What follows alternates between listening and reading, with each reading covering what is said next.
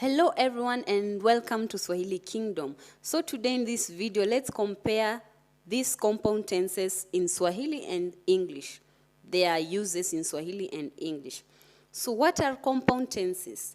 In Swahili, they are sentences which are formed, or tenses which are formed using the verb kuwa, which means to be. The link is suggested on top in your right there for the verb kuwa, the negation and all the things in the present, future tense. For example, you use the compound tense will be nimekuwa nikikula, I have been eating, instead of nimekula, I have eaten. So those are two different tenses. The second one is the compound tense.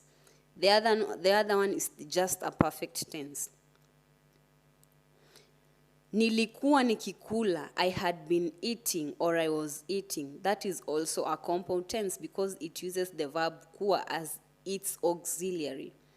In this video, we look at their uses and compare them to English because they are used very differently, as I have observed. We also have sentences, examples for you to understand them better. Hello, do you want to cram vocabularies with no struggle? Use this app. It has all the 5 levels, the beginner, the intermediate, up to the expert. So go download this app in the description link below and support Swahili Kingdom. It even has a chat mate. You can chat with a bot right here, and we have daily native conversations. We have notes. Get direct translations from here, and it has 60 plus languages. So stop waiting and get this. Download the app using the link in the description box below and enjoy learning Swahili. So the first one, in English, they are used when talking about travel experience. It also talks about the general experience and not specific, but not in Swahili. Example, when you can say in English, you will say, I have been to Tanzania 6 times. But in English, in Swahili, you cannot say it like that. You will use the present tense. You will say nimekuwa Tanzania mara 6 instead of nilikuwa nimekuwa Tanzania, or nimekuwa nikiwa Tanzania mara 6.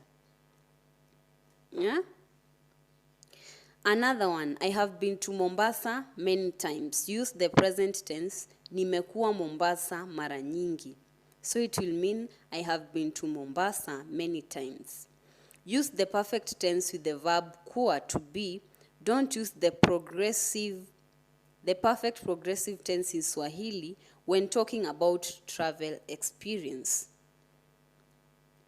I had never been to Kenya before. Sijawahi kuwa, or sijawahi kwenda Kenya. If you want to know more about the verb kuwa, check the suggested link above. If you want to know more about the verb wahi, how to say you have never ever, or you have ever. Number 2, used for actions or situations that are stated in the past and are still continuing. Yes, this is true for both languages. In Swahili, you will say, nimekuwa nikisoma kwa miaka miwili. I have been studying for 2 years. So, as you can see, they have the same use in English and Swahili. Here, use the compound tenses, I have been. Also in Swahili, you use I have been, because it indicates the duration and amount of time. Nimekuwa nikisoma Kiswahili tangu mwaka wa 2018. I have been studying Swahili since 2018. Nilikuwa nikisoma Kiswahili kwa miaka 3 kabla ya kutoka shule. I had been studying Swahili for 3 years before I left school. So this means you started studying it at a certain point in the past and stopped after 3 years. So now you are no longer studying it in the present. So use this tense when there are 2 actions in the past and a continuous one which has not yet been finished. Okay, use I had been, though this tense is rarely used. It is rarely used. Subscribe if you have not yet subscribed, and enjoy the videos as you learn. Number 3, We use them in the passive voice. Both in English, we use them for the passive voice. Both in English, but not in Swahili. Note that in Swahili, you have to use the passive voice together with the other tense. You know how to form passive voice verbs in Swahili? Check the link suggested above. It will help you know how to form the passive voice in Swahili, because different verbs are formed passively differently in Swahili. It is not the same way. So please go check and see the instructions and write some notes about the passive so that you will continue learning about the passive and you will not be confused. You will know how to form it. Example, mzigo wako umefikishwa nyumbani kwako. For instance, fikishwa is from fika. So fika becomes fikishwa, passive. So this one means your package has been delivered to your home. So English we use has been, but in Swahili you cannot say umekuwa ukifikishwa.